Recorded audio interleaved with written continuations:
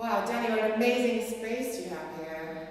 Yeah, there's a lot of it too. This is the sort of more gallery space where when things are finished down in the studio, we bring them up here to keep them from getting destroyed and actually call them finished. And then we get a chance to light things and see how things look. It's kind of the easel, if you will. Once it's gotten to this stage, you can really look at it and see. And then glass is just a bizarre material when you think of it. This is a very rare optical glass, an incredibly expensive material, very heavy. It's got lots of bubbles in it. And we just melted all of these pieces together, machined and polished it. Glass is incredible because it's a material that throws no shadow. The Romani Gypsy word for glass means sand and light. So it's immaterial material. Can I try that? Yeah, go ahead. Whoa. Amazing. So this may end up, I think I'm going to turn this into a table and make a lovely piece because... So you don't know beforehand what it's going to be? Not really. I mean, I do a lot of creative play. We just try different things. And, things break. I love the way glass breaks. And I'll leave it here to make sure I can really believe in it and support it, like this big smiling crack here that just broke in a piece of marble. Things fused together, morphing material. Yeah. It's very technical glass, and people get very frightened and extremely precious. This is, in fact, one of the smallest things that I make, which is actually a glass bowl, and it spins. You fill it with water, put a rose in it, and I've made not hundreds, but probably about 50 of those over the years. And then a big, large table made out of steel and glass. This is a strange black glass that happened by accident. It sat around the studio for years, and then I've formed it into this table. This is going to a client in the States now. And is that hammered, or how's that? Yeah, it's interesting you say that because this has been cut with a hammer. I actually hit it because if you think glass breaks, it's the thing that people are so frightened of. And it's been something that's I've really tried to show that and expose that because it's the nuances, the flaws in things that are so much part of their nature, just like people, really. And then there's a blue version of it. There's a little man. When they first invented water jet, they took this piece of slate and had that water jet cut. Now it's something quite common, easy to do, but this was cut by water jet. Wow. Lovely sound. And this is a glass bench. It's kind of like a plank. We call it Max Planck. And now, for instance, look at that. You can actually, who would think? And so people are quite frightened of glass. Yeah. That fear element's very important in it. You see, I think... Where does fear come into it, do you think? Well, I think fear is always present, I don't mind fear. Anxiety I'm not so fond of. But fear is actually something that centers you. It brings you into the here and now. It really brings life forces through. Everybody works to cushion life, to avoid things that are slightly scary. Whereas that edge, I think for artists is quite important. Yeah. To work on the edge of your fear. Were you fearful when you were doing this cast? Yeah, you just don't know where it's going. And you could end up wasting a lot of time on material. And these pieces, which is reasonably new work, these are, I call them carved casts because they take big blocks of plaster and cut into them very freely, using an angle grinder, really like a Chinese brush, and gestures. And then put tons of glass on it, melt it in, and hope for the best. And some of them work out, some... That is so much more precise. I do a lot of quite large architectural pieces, and this was a test for something that would go in front of as a divider in a building, something where we have about 30 or 40 of these. And as you can see, because they're Toblerones, they actually have a prismatic value. Yeah, capture the light. They capture the light quite beautifully. It's behind you. That's different. And this, again, it's really a drawing, if you will. It's something where we've taken an RSJ, and we've got some very curious toys where we can heat metal.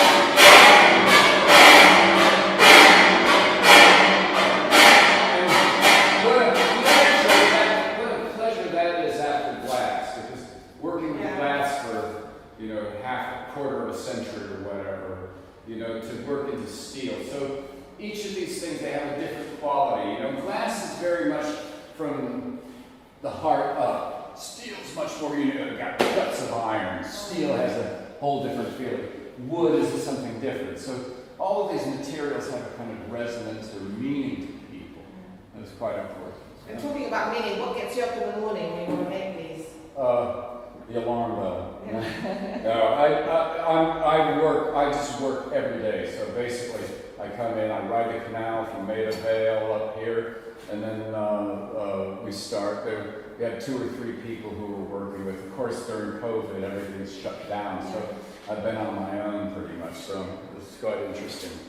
But I'll show you out in the yard. Would you like to have a look? Yeah. It's very nice out here. That's my little paradise out here, so come and see. Here,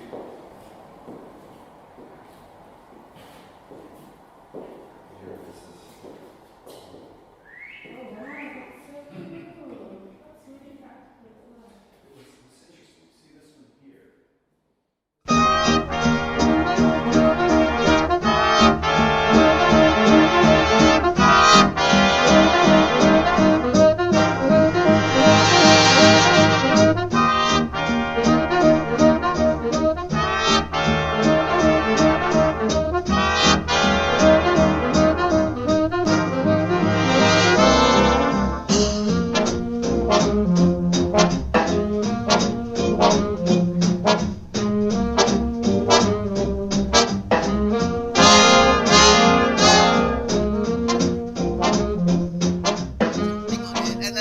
Fear.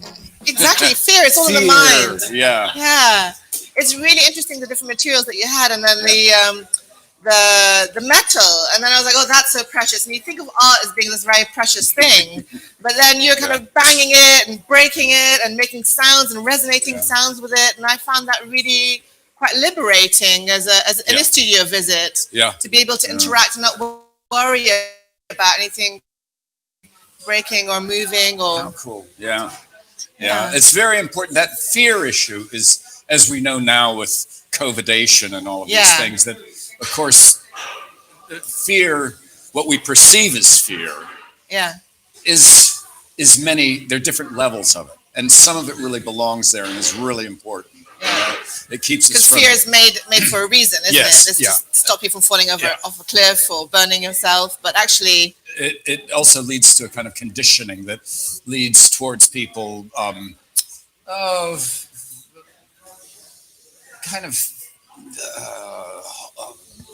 it blocks people. They're scared and they won't try things, and they build lots of cushions to keep themselves safe in life. And really, it's important, certainly for most of us artists, as we heard from Joe as well, that to move through that fear, and there's something on the other side of it.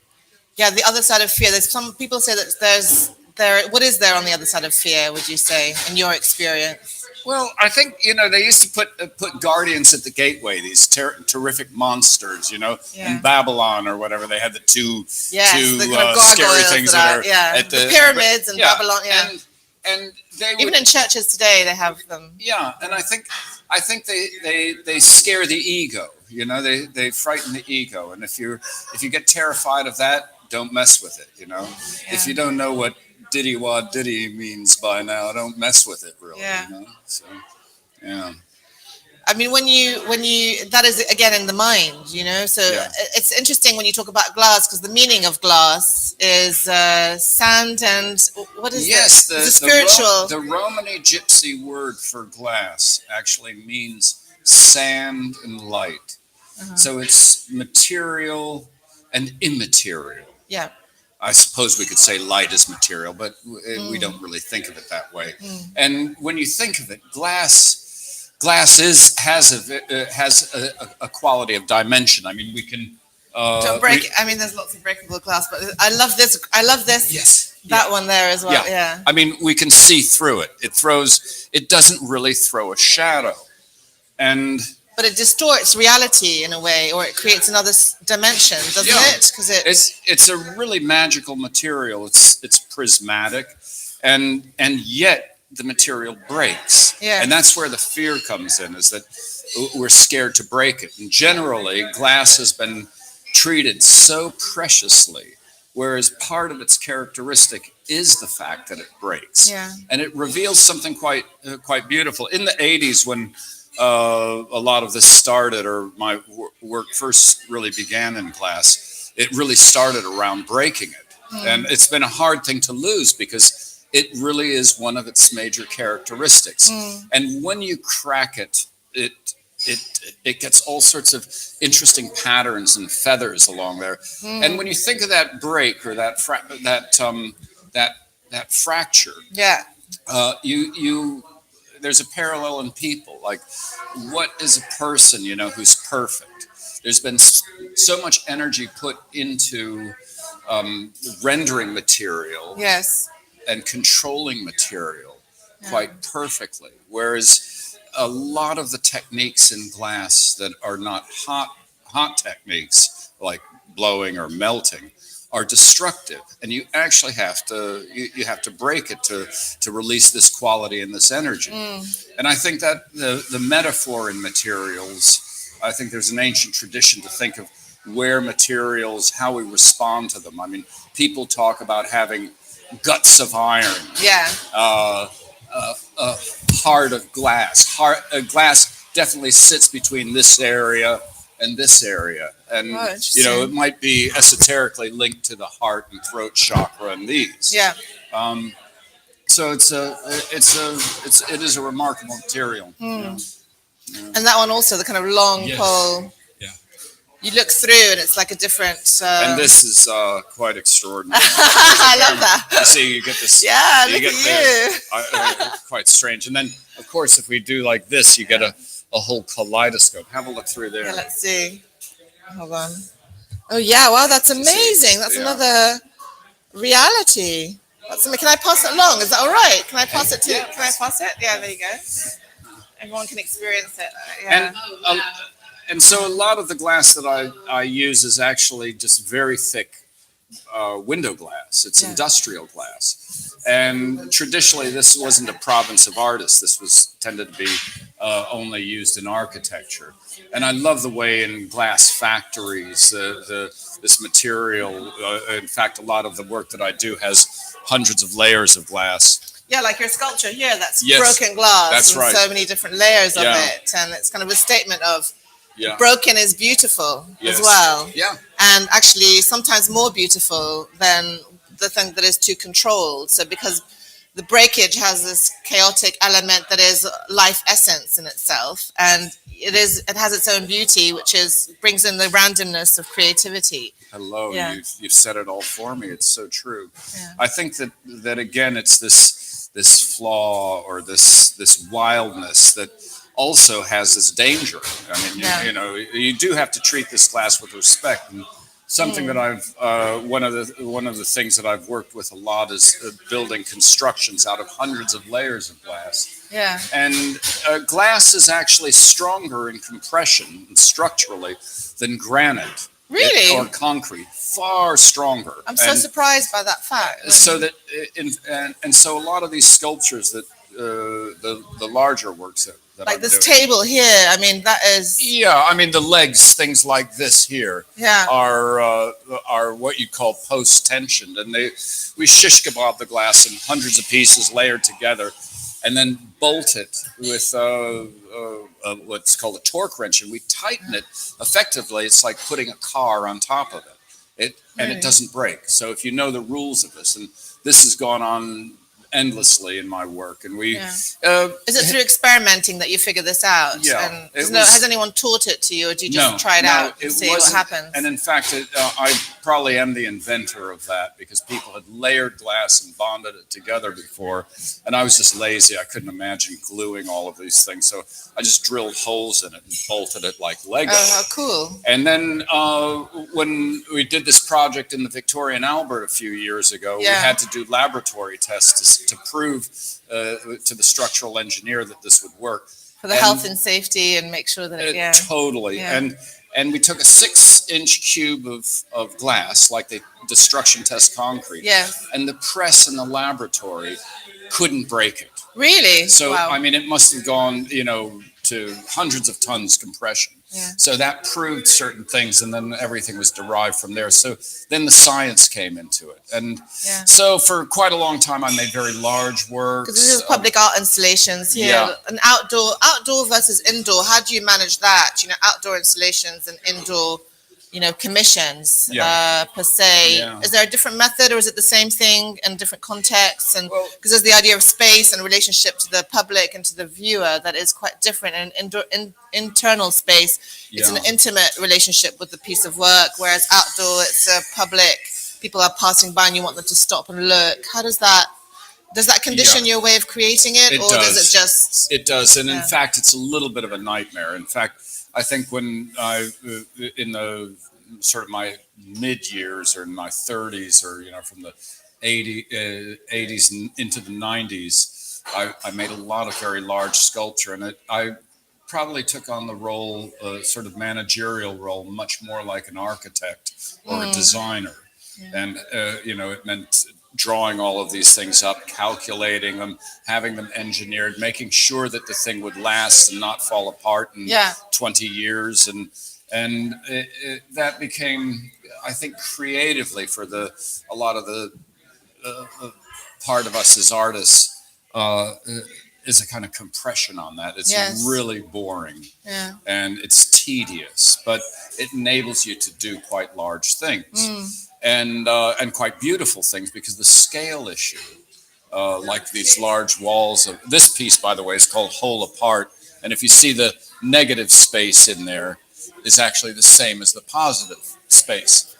And interesting, negative versus positive space. The empty. Empty is the negative. Yeah, the empty is the space in between, let's say, and then is the same shape as the glass itself. Is it? And that's and true, these are very simple, beautiful, very simple structural games.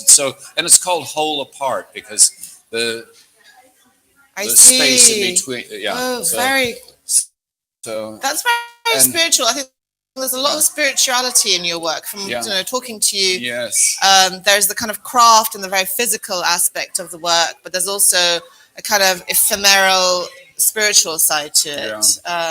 It's sometimes hard to talk about that, because it's something. Spirituality is so individual and so personal, and yet it is universal. Yeah. But if you think of the whole thing of a creative act, and most artists experience this, our processes are bizarre.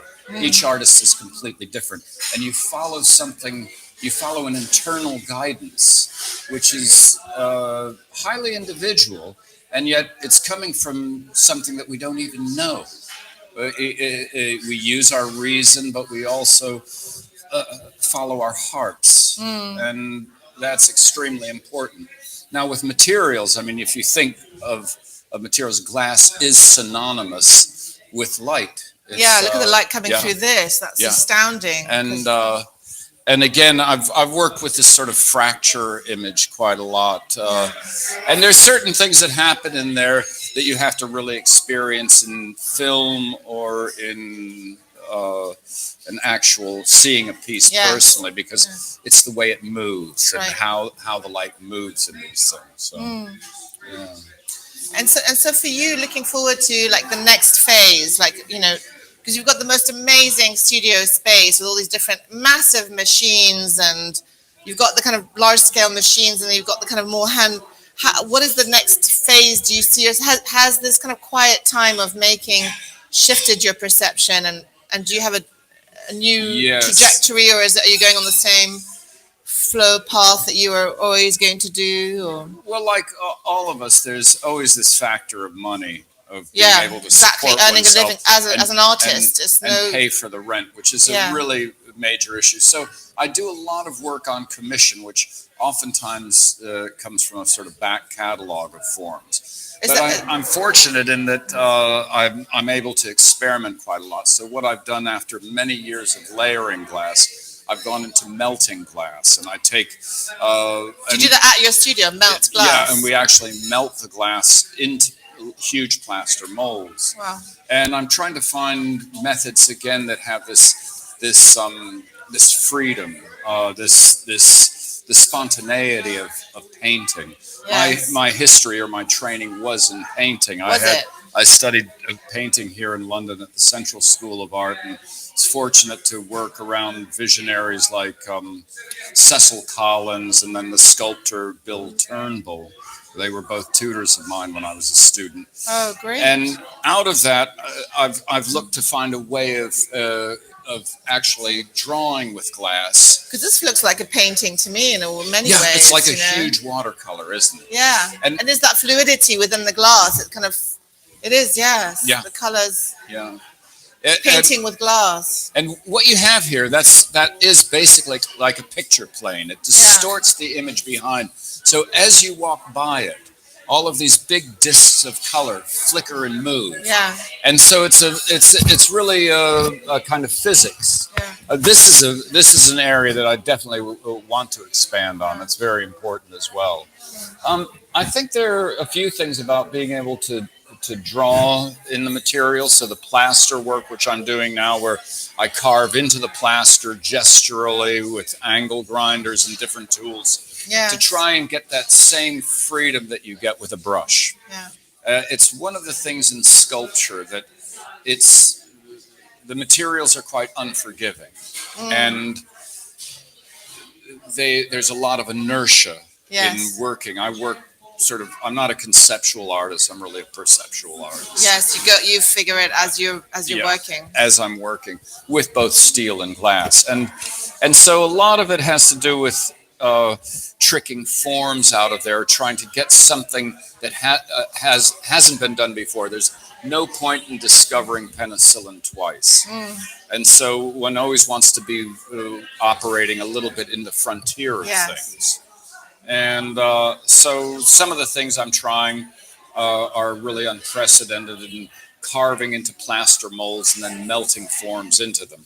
And it's very slow experimental work, which this time has been very, very good for, because I have practically no people working in the studio now, vast space, and really have time to experiment and try these different things. Yeah. But we continue to get commissions. So in fact, the commissioning thing is quite interesting because, like Joe was saying, he works outside of the sort of gallery system and has never fit into that. I'm a little bit in the same mold. I mean, there's some pieces that I can show in galleries, but a lot of it, really, the scale of things depends on clients. So in the commissioning process, I've been very fortunate in that my clients are quite adventurous. And the commission becomes like a dialogue between myself, the client, and the space. Because I think it's an act of arrogance to just project onto somebody. What you think, that it's a product. And it's an ancient tradition that as well as working into utilitarian objects. Like I still make a lot of works that are furniture pieces as well. So that combination between utilitarian and art. Yeah. How do you combine that? I think we're going to end the conversation really on this point about what is art and use, and do they combine sometimes or not, or how do you feel about that?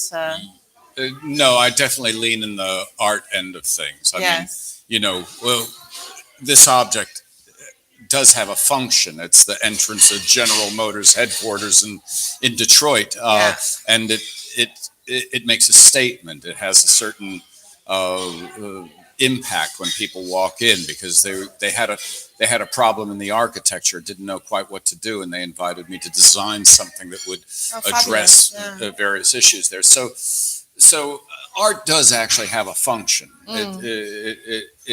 it's there to elevate the human spirit. Yeah. And that's really That's right. what we're all about here. Yeah. So, yeah. Well, thank you for coming to talk to us today about art and about your creative process. You've been amazing. Yeah, and thanks for inspiring us Yeah. all to And- seeing worlds in a different way. And may I say that Kensington and Chelsea and this art week and what you and the whole team are doing is just so fantastic. We don't get here without you. Oh, and thank you. And you as an artist, it's an act of sensitive generosity, which really we're all very grateful that you're doing this work. It's extremely important. Oh, thank So you. thank you Touched. all very much. Thank you. Thank you.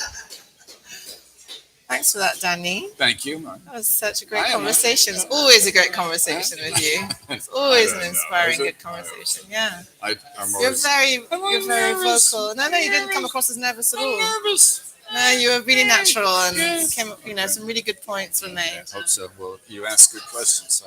No, but it is fantastic. Keep it going. Are you going to keep doing this?